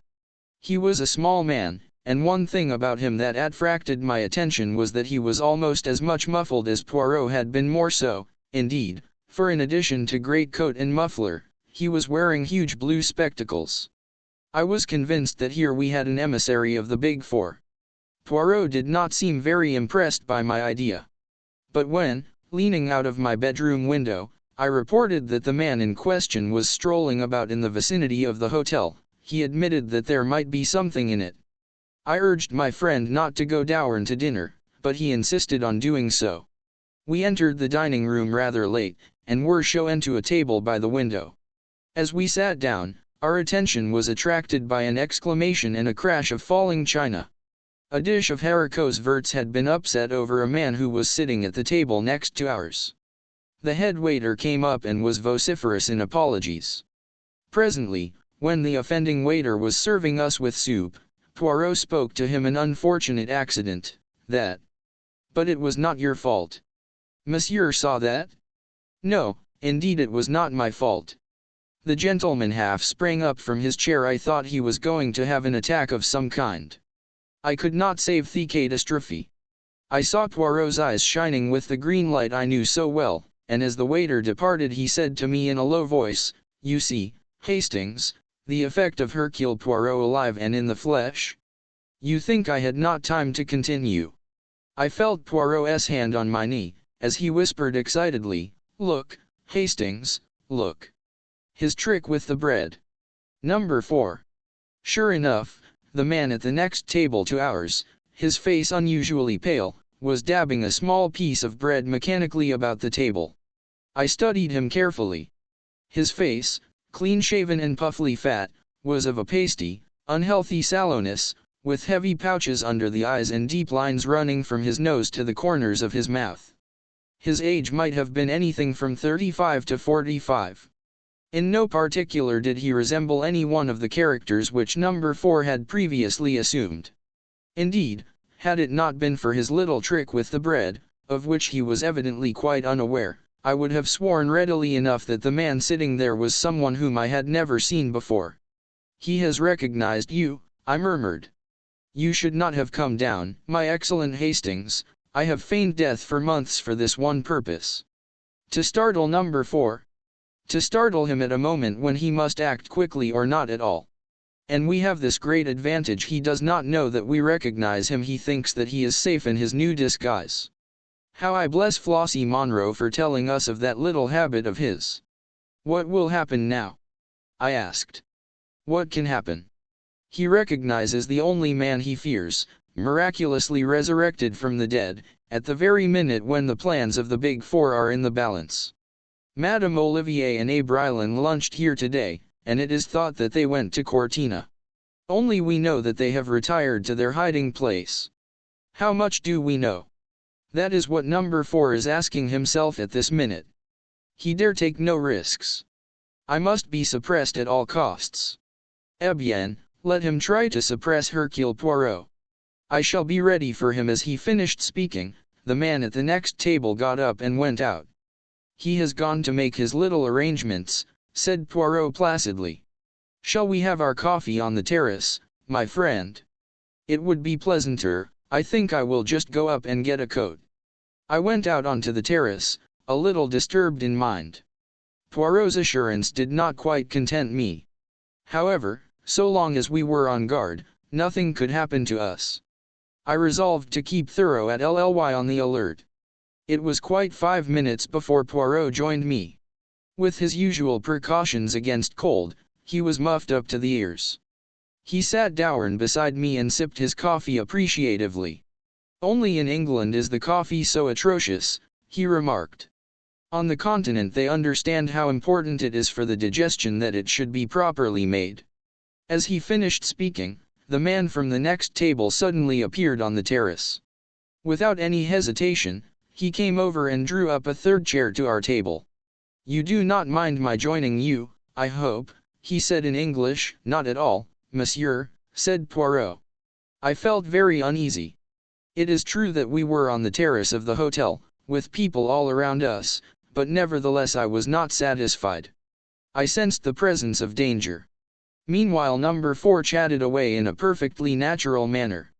It seemed impossible to believe that he was anything but a bona fide tourist. He described excursions and motor trips, and posed as quite an authority on the neighborhood. He took a pipe from his pocket and began to light it. Poirot drew out his case of tiny cigarettes. As he placed one between his lips, the stranger leaned forward with a match. "Let me give you a L at LT." As he spoke, without the least warning, all the lights went out. There was a chink of glass, and something pungent under my nose, suffocating me. 18 in the Felsen labyrinth. I could not have been unconscious more than a minute. I came to myself being hustled along between two men. They had me under each arm, supporting my weight, and there was a gag in my mouth. It was pitch dark, but I gathered that we were not outside, but passing through the hotel. All round I could hear people shouting and demanding in every known language what had happened to the lights. My captors swung me down some stairs. We passed along a basement passage, then a door and out into the open again. A glass door at the back of the hotel. In another moment we had gained the shelter of the pine trees. I had caught a glimpse of another figure in a similar plight to myself, and realized that Poirot, too, was a victim of this bold coup. By sheer audacity, number 4 had won the day. He had employed, I gathered, an instant anesthetic, probably ethyl chloride, breaking a small bulb of it under our noses. Then, in the confusion of the darkness, his accomplices, who had probably been guests sitting at the next table, had thrust gags in our mouths and hurried us away, taking us through the hotel to baffle pursuit. I cannot describe the hour that followed. We were hurried through the woods at a breakneck pace, going uphill the whole time. At last we emerged in the open, on the mountainside, and I saw just in front of us an extraordinary conglomeration of fantastic rocks and boulders. This must be the Felsen labyrinth of which Harvey had spoken. Soon we were winding in and out of its recesses. The place was like a maze devised by some evil genie. Suddenly we stopped. An enormous rock barred our path. One of the men stopped and seemed to push on something when, without a sound, the huge mass of rock tuned on itself and disclosed a small tunnel-like opening leading into the mountainside. Into this we were hurried. For some time the tunnel was narrow, but presently it widened, and before very long we came out into a wide rocky chamber lighted by electricity. Then the gags were removed. At a sign from number 4, who stood facing us with mocking triumph in his face, we were searched and every article was removed from our pockets, including Poirot's little automatic pistol. A pang smote me as it was tossed down on the table. We were defeated, hopelessly defeated and outnumbered. It was the end. "Welcome to the headquarters of the Big Four, Hercule Poirot," said number 4 in a mocking tone. "To meet you again is an unexpected pleasure. But was it worthwhile returning from the grave only for this?" Poirot did not reply. I dared not look at him. "Come this way," continued number 4. "Your arrival will be somewhat of a surprise to my colleagues." He indicated a narrow doorway in the wall. We passed through and found ourselves in another chamber. At the very end of it was a table behind which 4 chairs were placed. The end chair was empty, but it was draped with a mandarin's cape. On the second, smoking a cigar, sat near Abe Ryland. Leaning back on the third chair, with her burning eyes and her nun's face, was Madame Olivier. Number 4 took his seat on the fourth chair. We were in the presence of the Big Four. Never before had I felt so fully the reality and the presence of Li Changyen as I did now when confronting his empty seat. Far away in China, he yet controlled and directed this malign organization. And Madame Olivier gave a faint cry on seeing us. Ryland, more self-controlled, only shifted his cigar, and raised his grizzled eyebrows. Hercule Poirot," said Ryland slowly. "This is a pleasant surprise. You put it over on us all right. We thought you were good and buried. No matter, the game is up now." There was a ring as of steel in his voice. Madame Olivier said nothing, but her eyes burned, and I disliked the slow way she smiled. "Madame and Messieurs, I wish you good evening," said Poirot quietly. Something unexpected, something I had not been prepared to hear in his voice made me look at him. He seemed quite composed. Yet there was something about his whole appearance that was different.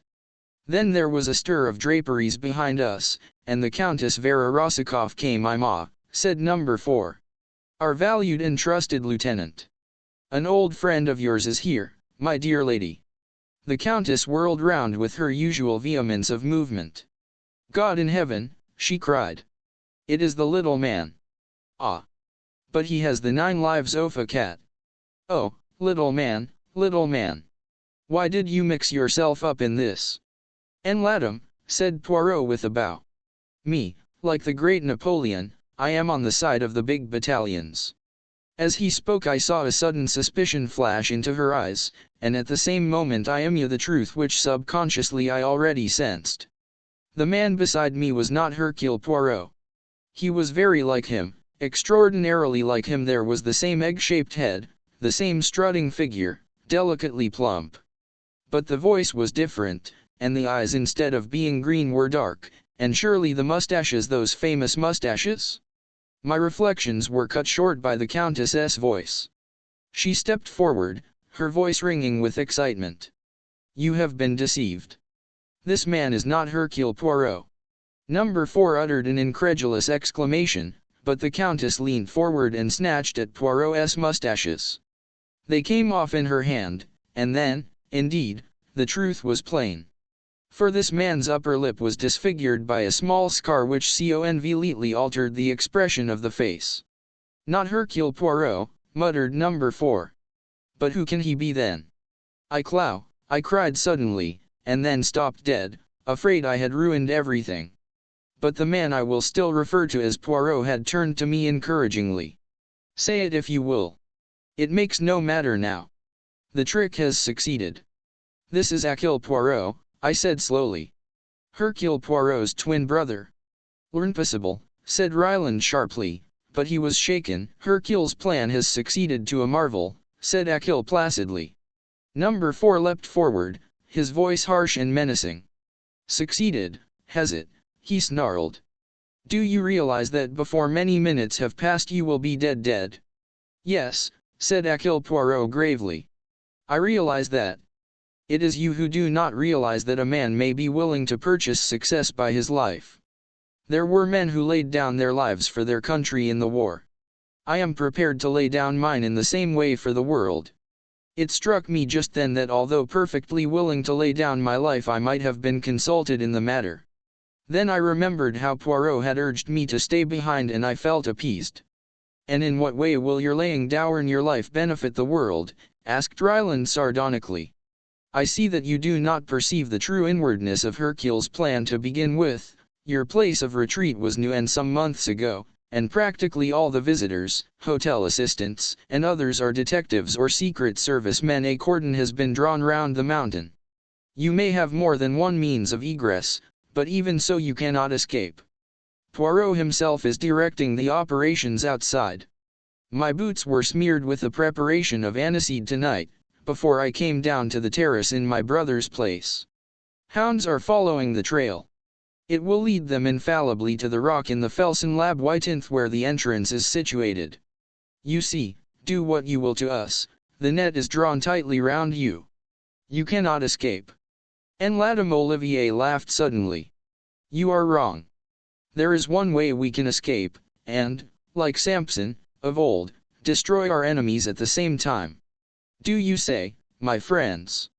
Ryland was staring at Hercule Poirot. "Suppose he's lying," he said hoarsely. The other shrugged his shoulders. "In an hour it will be dawn. Then you can see for yourself the truth of my words." Already they should have traced me to the entrance in the Felsen Labyrinth. Even as he spoke, there was a far-off reverberation, and a man ran in shouting incoherently. Ryland sprang up and went out. Madame Olivier moved to the end of the room and opened a door that I had not noticed. Inside I caught a glimpse of a perfectly equipped laboratory which reminded me of the one in Paris. Number 4 also sprang up and went out. He returned with Poirot's revolver which he gave to the Countess. "There is no danger of their escaping," he said grimly. "But still you had better have this." Then he went out again. The Countess came over to us and surveyed my convn attentively for some time. Suddenly she led. "You are very clever, Hercule Poirot," she said mockingly. "Madam, let us talk business. It is fortunate that they have left us alone together. What is your price? I do not understand." "Price? Madam, you can aid us to escape. You know the secret way out of this retreat. I ask you, what is your price?" She laughed again. "More than you could pay, little man. Why, all the money in the world would not buy an latum. I did not speak of money. I am a man of intelligence. Nevertheless, this is a true fact: everyone has his price. In exchange for life and liberty, I offer you your heart's desire. So you are a magician. You can call me so if you like." The Countess suddenly dropped her jesting manner. She spoke with passionate bitterness. "Fool! My heart's desire! Can you give me revenge upon my enemies? Can you give me back youth and beauty and a gay heart? Can you bring the dead to life again?" Hercule Poirot was watching her very curiously. "Which of the three, madam?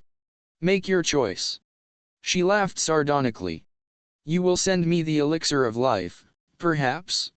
Come, I will make a bargain with you. Once I had a child.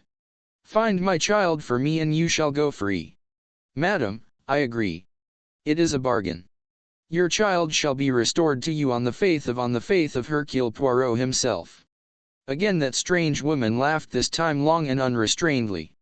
"My dear M. Poirot, I am afraid I laid a little trap for you. It is very kind of you to promise to find my child for me, but, you see, I happen to know that you would not succeed, and so that would be a very one-sided bargain, would it not?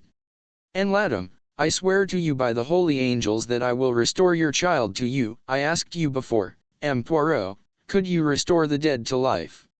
Then the child is dead?" "Yes." He stepped forward and took her wrist.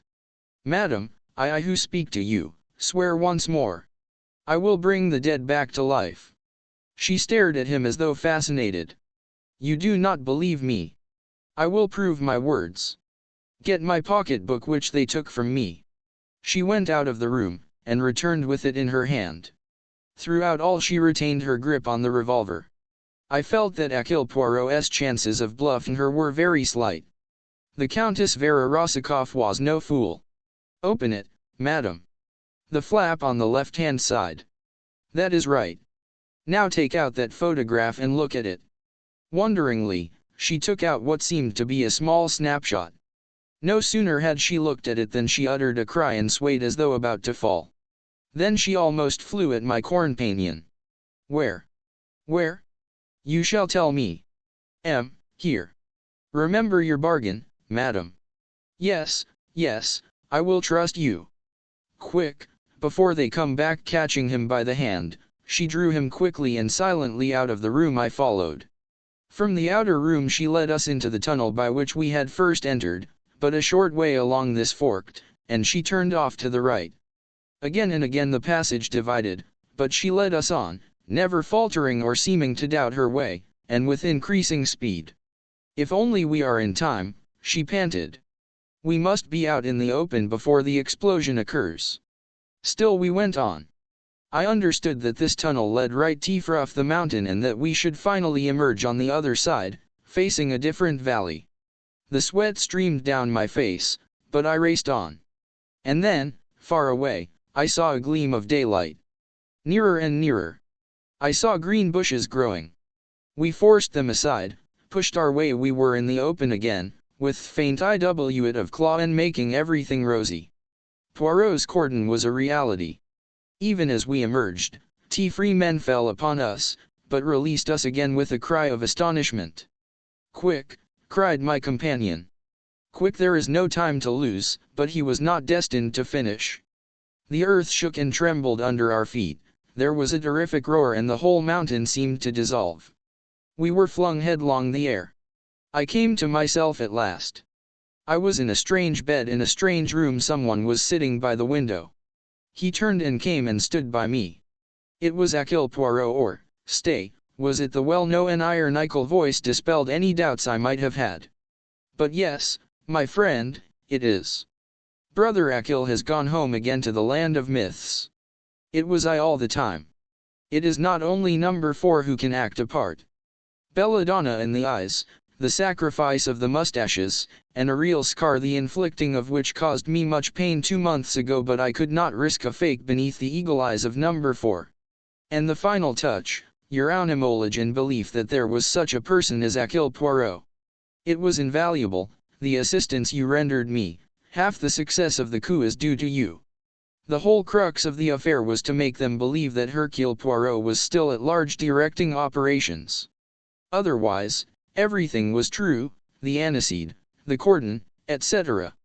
But why not really send a substitute? And let you go into danger without me by your side? You have a pretty idea of me there.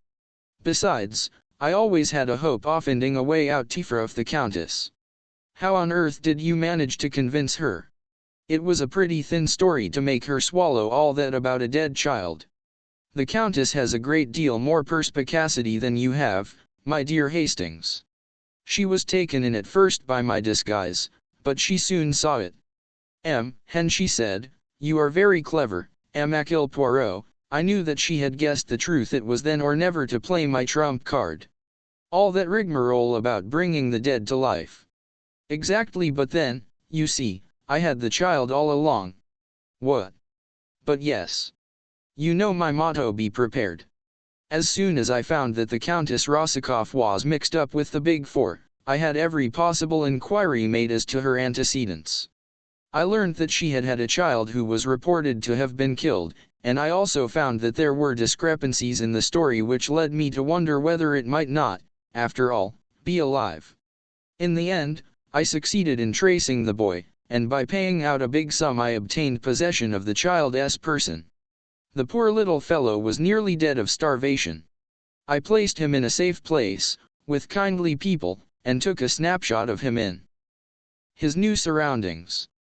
And so, when the time came, I had my little coup de theatre all ready. You are wonderful, Poirot, absolutely wonderful. I was glad to do it, too. For I had admired the Countess. I should have been sorry if she had perished in the explosion. I've been half afraid to ask you what of the Big Four. All the bodies have now been recovered. That of number 4 was quite unrecognizable, the head blew into pieces.